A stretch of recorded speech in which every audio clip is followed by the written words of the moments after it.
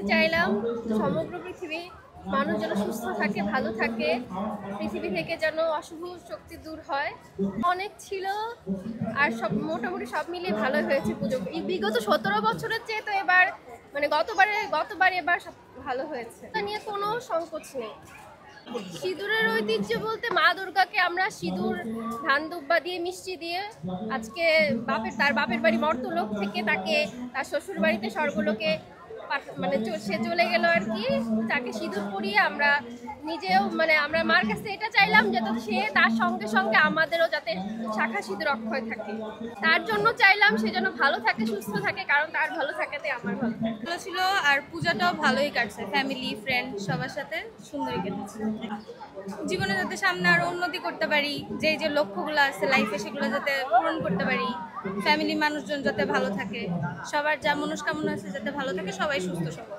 নিরাপত্তা ব্যবস্থা যেখানে যেখানে মানে আমার যাওয়া হয়েছে পূজা মণ্ডপগুলো সবগুলোতে আমি দেখেছি ঠিকঠাকই ছিল। আসলে আমাদের হিন্দু শাস্ত্রে এটা হলো একদম শাখা সিঁদুর, এটা হলো আমাদের মেইন একটা অংশ। আমাদের বিশেষ করে আমাদের ম্যারিড মেয়েদের মার ওখান থেকে আমাদের মানে দেবদেবতা দিকে থেকেই আমাদের ইয়েতে চলে আসছে। এটা একদম প্রাচীন যুগ থেকে এটা, যেটা আমাদের এটা ছাড়া মানে আমাদের হিন্দু শাস্ত্রে এটা হয়ই না, চলেই না। এটা অ্যাকচুয়ালি এটা হলো সবচেয়ে বড় আমাদের একটা অংশ আমাদের জীবনের। সিঁদুর, শাখা সিঁদুর এটা একটা নিরাপত্তা এইবার কতটুকু ঠিক আসলে আমি ওটা বলতে পারছি না এখন। মানে যতদিন যে কয়েকদিন আমি বের হয়েছি বা আমি যাচ্ছি আসছি, মানে ভালোই হচ্ছে, মনে হয় আরও বেশি হলে ভালো হতো, আর একটু নিরাপত্তা আমাদের জন্য দরকার।